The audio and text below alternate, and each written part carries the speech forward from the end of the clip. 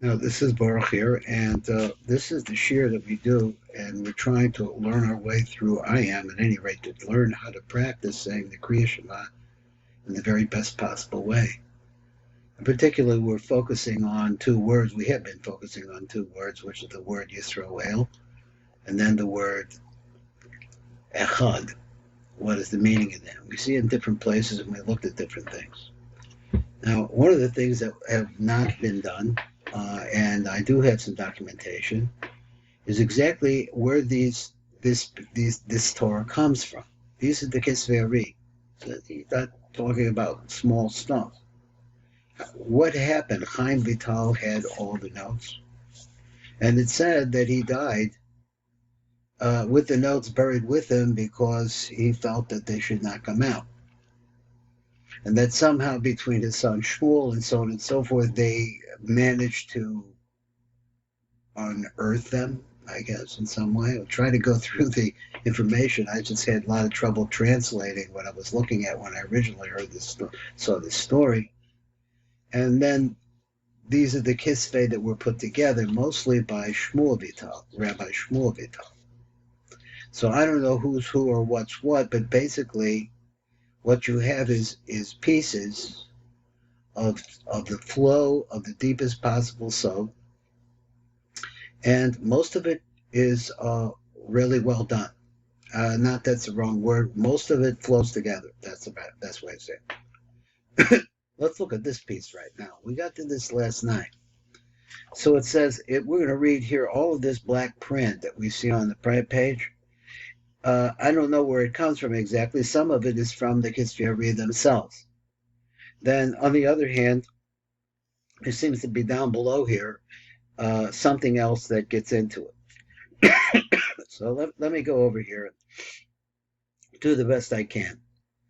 So this is a quote, so we're reading this. V'soda inyan hu hinei ha'emes hu. Ki lo choyet sorek el zivug ahu. It wasn't necessary for the zivug. I think he's talking about the double zivug.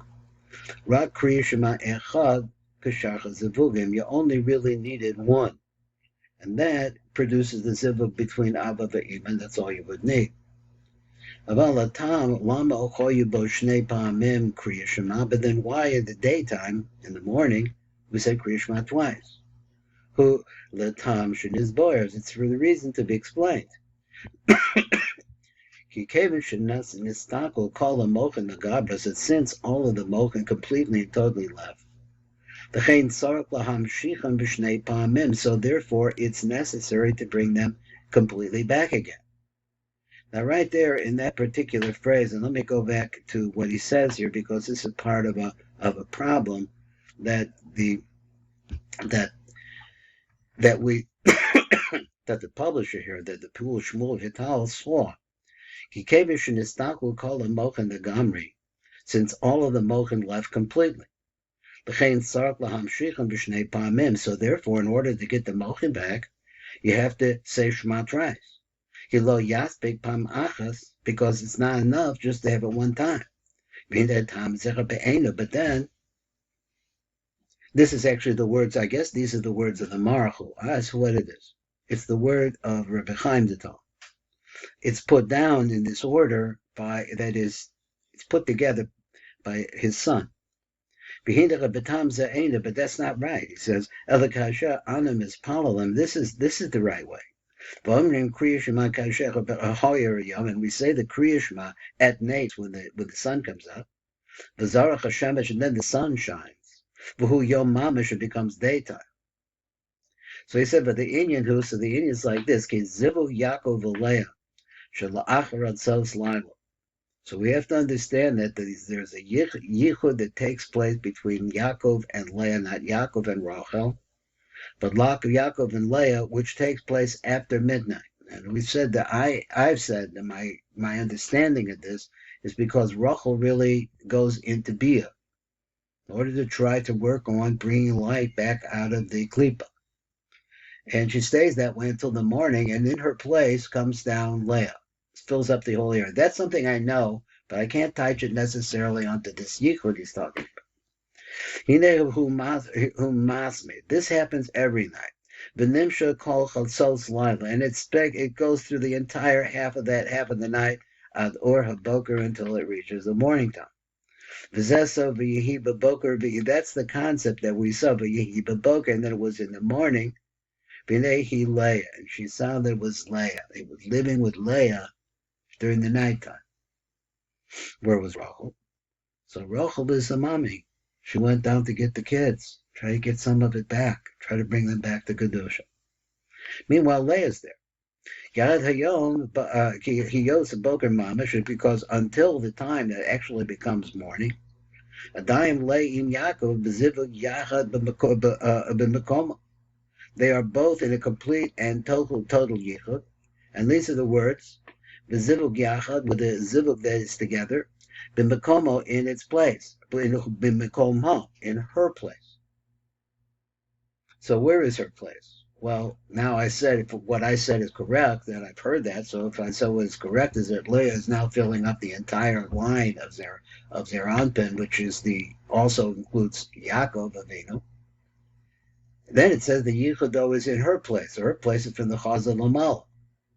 So he says, let's go on. So it comes out like this, that the mochin that come in at that time, remember, you're saying this Kriya Shema, which is drawing from the Kitzonius of Abba Ve'ima. So he said, So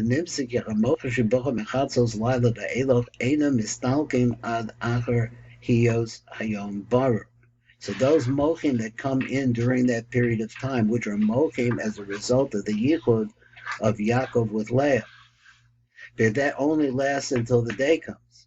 When the morning star comes out, the mochin are still there. So therefore, if you're Zaycha, to be able to say the Kriya Shema of Shachris before the time of the Netzachama, that is not such a big problem to bring back the Mochin that it completely left. Because they're there that whole time. And so there's like a split hair of time that they're not there, because as you say it, in other words, he says the mochim that are produced as a result of the yichud of Yaakov and Rachel stay all the way into actually Nates. So therefore, if you could say the Kriya Shema be right before Nates, I'm trying to think this myself, right before the time of the Nates, then you're going to be hop along here. It's a very, very short separation. But the Bakal after the Hachzers, it's very easy to come back to bring those mochim back. It's not that there was a time that there was ever no mochim. This is the reason.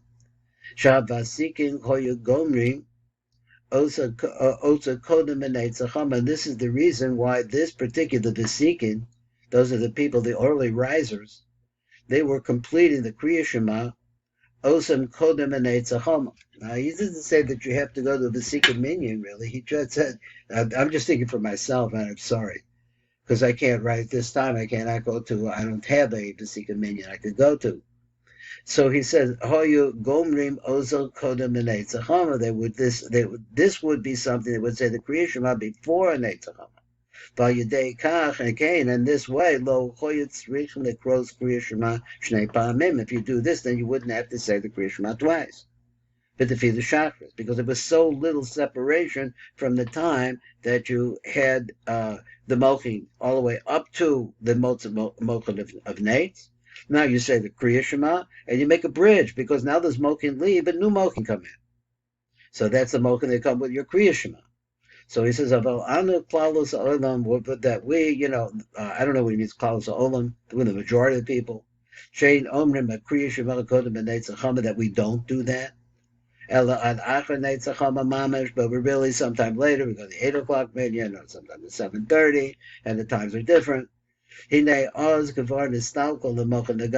then you see that the Molchim is left completely. There's no devekas still remain with the Reisha Dazah. But therefore, we're not in that situation. So therefore, it's important for us to do the Kriya Shema.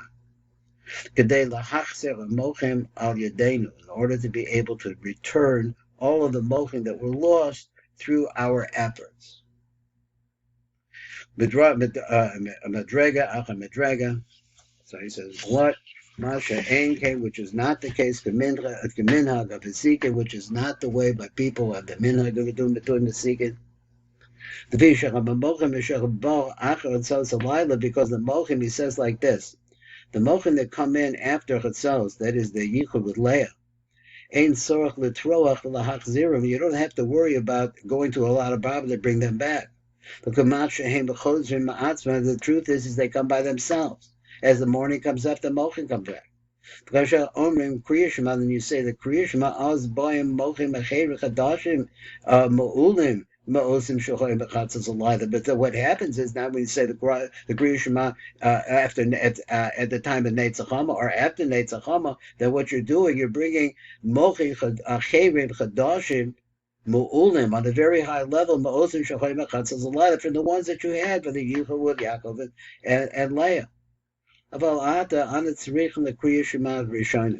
thing is like this, that whole thing would have worked if you could get it all lined up. I guess that's the Vesikin, that was the idea there. So he says, the Hamshik Osam Mochim the Chatzos Alayla, in order to be able to stream down those Mochim the Chatzos Alayla, or Kriat Shema the Shnia, and then come to another Kriat Shema. The Hamshik Mochim Acherim Yosef El Yonim, to bring in higher level Mochim that are higher than those. Remember, we went through a whole explanation about the location of the levush, or the mochin. Really has a tremendous amount of to do with the level of prayer that you're at that time, and with the mochin that are the mochin of continence that are already in. That's what it was. This is the reason why there was a tikana over here to say the pasuk on the Shema Yisrael, the Seder Kabbanos, that we have this over there by the Seder Kabbanos. The Misha Einu Noeg Communion of Vesikin, for those who are not accustomed to do things like the Vesikin. Now, I'm just going to give you a taste of what I'm be looking forward to see. This comment here by the Tiva Kavanos. So the Tiva Kavanos says like this: Ma Choyse Kavanosim V'zeh. What are they trying to get at? Why were they so strict about this? Since we see that the Mochin is there and they come into him during the midnight time, they never leave until there's a time of really clear day. And the reason why that you have the yichud at the time of the ayelach shachar, which is the time of the morning star. The ain mochin ain zivug, and if there's no mochin, you're not going to have that yichud of ayelach shachar. The moment that zivug zechah b'simen shadaim lo nistakel mochin. So you say that if along the way you see like this, where there's a zivug, zeh simen, it's a sign. Shadayim lo nistalkal mochin, the mochin still have to be there. Nimsa sha'ad neitzachama, so it comes like this. Until the time of the day, or through the time of neitzachama mamish. Shadayim lo nistalkal mochin legamri. Okay, until, that's right, not until. The mochin is still not completely left. So the chen kevin sha'adayim lo nistalkal mochin legamri, so since the mochin did not leave completely, because Shekarim Oz Pam Achaz Kriat Shema, right then and there, you say the Kriat Shema one time. So he says, now come back, these mochin that were lost before, they're coming back, everything coming back. And along with them, they're bringing mochin chadashim. Which are the most high level of mochin. So this all comes from the power of just saying one Kriat Shema, that you could say before a Neitzachama. So since the Mochin have not left 100%, so therefore the Mochin are able to come back because they still have a keshet that allows them to be pulled, that allows them to grow. Mamshichim mochim yosech hashuvim, and that happens why? Because now you're able to bring more important mochim. Mochim now he means really the mochim that are wrapped in a light which is extremely fine and perfect. So you don't have to say Kriya Shema twice. And from the power of one Kriya Shema, everything gets made. But that's when you could do this Kriya Shema before Vesikin, or at Vesikin time, right at that moment. That makes it possible for the Mochin to be there, and according to what he's saying over here, is that you wouldn't really need to say the Kriya Shema a second time. But what about the rest of us? So he said the rest of us, that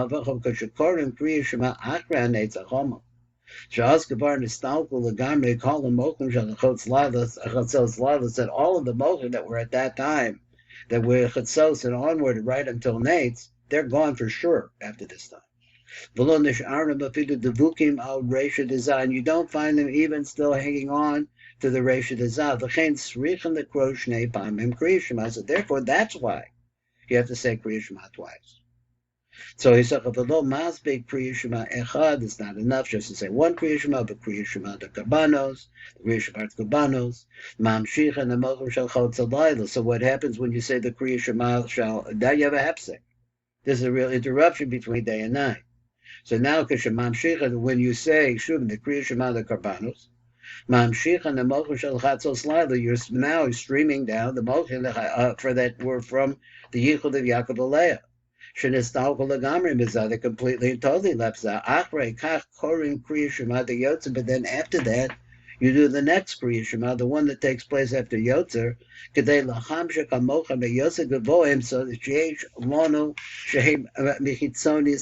and this would be then to bring down the highest possible mochim were from the Chitzonis of Atik. Nimsa should call matras a Kriya Shema shel Karbanos, so therefore now we understand. The whole purpose of the Kriya Shema shel Karbanos, the crows Kriya Shema minhag Vasikin. So if you're not able to do Vasikin, he says, now this is, I know it's a lot of things you see and you hear, you don't see people doing, so I don't know. But this is, I'm just reading here what the Tiv says. Now it's important for the audience to realize that the Tiv, I think his name is Rabinovich, is a Litvak.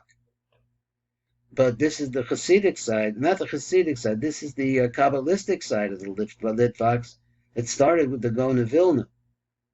It went through all of his hot top people. They all know this material. They're familiar with it in some way, but they're doing different things.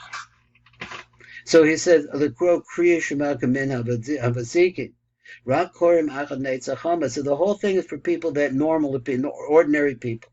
Aval Anashim Shenoagim Kamin Havasikin, V'Korim Kriya Shema Livnei Neitzachama. But people that are knowing this way, and they have to go according to the minchag of the Vasikin, and they say the Kriya Shema Livnei Neitzachama.